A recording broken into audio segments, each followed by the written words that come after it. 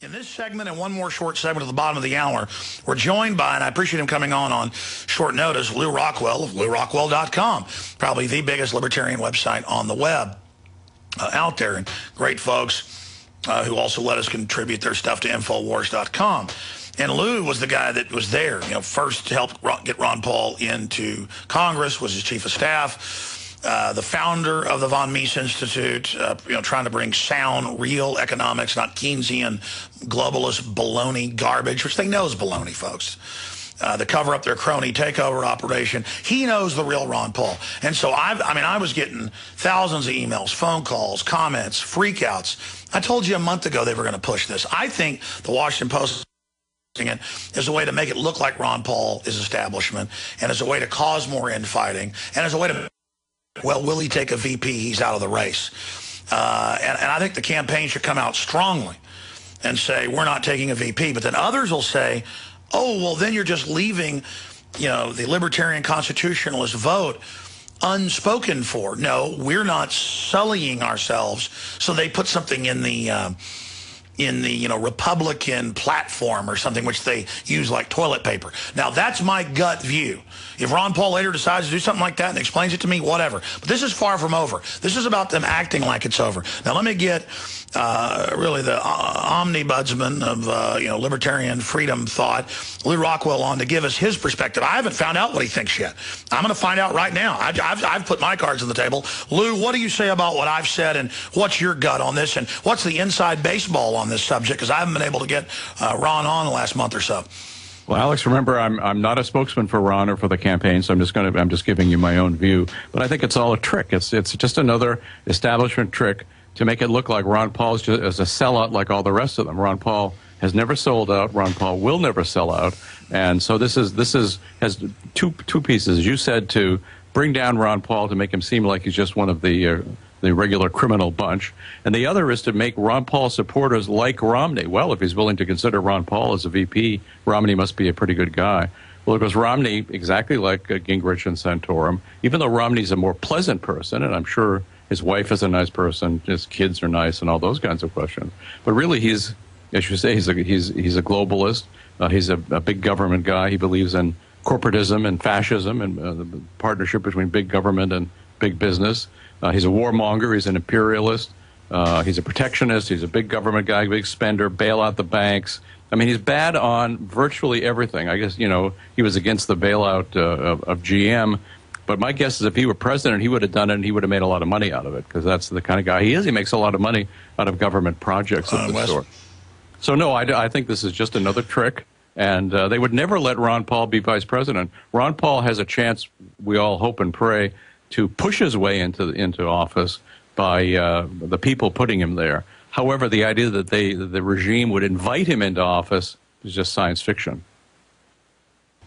Okay, go ahead and go back to me. I want cut to me. Now, Lou, I'm just speechless, hearing you break this down, because I totally concur with you. It's so obvious. I wanted to make sure that my instincts were right. How do we interpret then this latest activity? Is this another sign of desperation from the establishment trying to behave like, hey, we like Ron Paul too? Well, it is, but it also is a sign of fear. Because even though, of course, every time, Ron made this point last night, every time there's a story about him, the first line is always, of course, he can't win. Well, of course, he can win. He is like the tortoise accumulating the delegates, especially if it's a brokered convention. He could have a very important role to play. They want to diminish him. They want to smear him, and this is smear number 185, and I'm sure there'll be others to come. It's just another trick. So they're not going to ask him to be vice president. It's just not going to happen. Now, if we go back to the original days of the American Republic and the way the Constitution was originally written, the president and the vice president were supposed to be antagonists because the vice president was the man who came in second in the presidential election. That's the way the founders wrote the Constitution originally. So if we think of that, it would be if Ron were to go in there and fight hammer and tongs from the vice presidents against everything the president was doing, that would be pretty great. But we'll only have to state that to realize there's no way in heck that they would allow Ron Paul to play that role. Well, that's exactly what I said earlier, and it's not because you and I are reading from the same song sheet. It's because it's common sense. It's our American system. It's our constitutional republic. But yeah, they are putting this out there as a wedge. Now, Rand is a great guy, obviously, chip off the old block. He's done what he said he would do in the Senate. We're proud of him. But he's being a little too gentlemanly, and it's okay for us to give them advice. They're not God, none of us are, and they like advice. But whenever he was asked, would you take a VP slot for one of the other Republicans, he said, well, it'd be a great honor to be considered. And I think by great honor to be considered for VP, well, it is an honor when you think about the American system. But I would say, no, I wouldn't from the other candidates. I can't compromise. I mean, that's a no-brainer. And then I think what gives some fuel to this concern, I think Ron Paul needs to say something about it, and soon.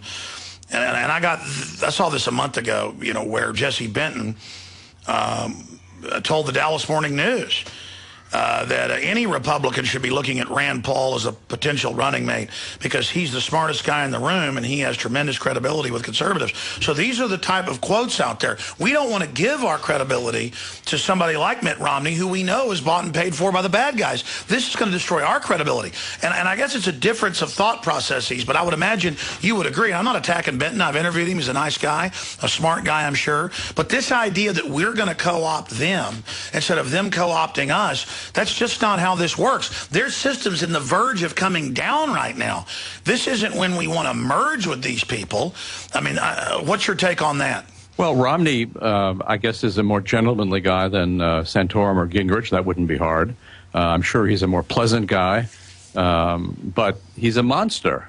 This is just because he looks good in a suit doesn't mean he's anything but one of the top creeps. Otherwise, he wouldn't be supported by the Republican establishment and by the establishment in general. So, no, we don't want anything to do with him except to oppose him. Oppose him as a candidate. Oppose him if, God forbid, he becomes president. Well, I'm going to be honest. I could care less about the star stuff of politics, Hollywood, all that, because I've been there, I've seen it, I've done it. And I don't get critical of some of the people that advise Ron Paul, because I know he runs the show at the end of the day, and he's got to have helpers. But, I mean, I look at people like you and others I've seen that have worked for Paul who are so 100% dead on laser beam. And then I see some of the other stuff coming out from these younger folks, and I think they should be sitting at your feet and Ron Paul's feet. Instead, every time I look, they're advising him. And I see Ron saying, I'm getting advice from my staff. You're getting advice? You're getting advice? Again, I'm not trying to get into inside baseball or infighting here, but I mean, why isn't Lew Rockwell in the campaign advising? Well, I've had enough. I've had enough of that. I've done real politics by which I mean evil politics. I've worked for regular Republicans, really starting since I worked for Barry Goldwater when he ran for president. I had the great honor to work you have a long history publishing true activism, so you're sick of it. Well, I must say, even though, of course, I make an exception for Ron Paul because he is the exception with a capital E, I must say I don't like politics. I don't like the political system. I think it's corrupt.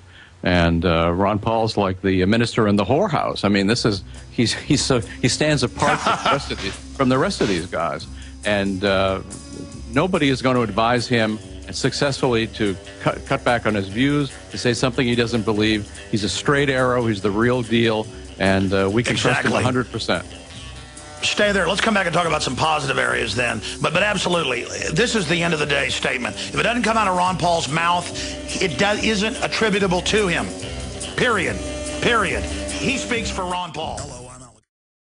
Look, we only got 4 or 5 minutes left with Lew Rockwell of LewRockwell.com. Invaluable analysis from a common sense pro-liberty perspective. And this calling us kooks, extremists, dangerous, it's only helping us because the system is dangerous. They're kooky. They're out of touch with reality and common sense. Lew Rockwell, shifting gears into some other areas. I had you on a few weeks ago, and there was some evidence of fraud, and you said, look, they've lied to us about everything else. Why wouldn't they? But now Maine, they admit they didn't count these counties. Just so happens where Ron Paul was dominating. Same thing in Iowa. They're saying that's now up in the air. I mean, we've got some clear evidence of fraud here. Ron Paul has said he's looking into it now. What would you do? I know you don't speak for the campaign, but we know Ron listens to you. What would you do? Well, I think exactly what Ron's going to do. He's going to look into it. He's going to make sure he's got the evidence, and then he's going to, if he feels it's appropriate, he's going to speak out. And he made a comment, in fact, in the debate last night, a funny comment about the votes in Maine. So, of course, it's clear that we only have to think of who goes into politics. It's the crookedest people we know, the demagogues, the liars, the thieves. So, of course, the elections are typically stolen, at least on the margin. Mayor Daley was not a unique figure in American life. So that's why you have to have ballot access, security, and to the extent you can. And it's wonderful, I would say, what happened in Maine and Nevada, where they were so openly taking it that I think it helps educate people to just watch out and to think that democracy as it's practiced in the United States, and as, of course, the United States proclaims around the world, they're going to force it on everybody else. This is not such a great system. The American Republic is a different story, but this mass democracy of this sort, the crooked democracy, is unpleasant and a real negative for our country.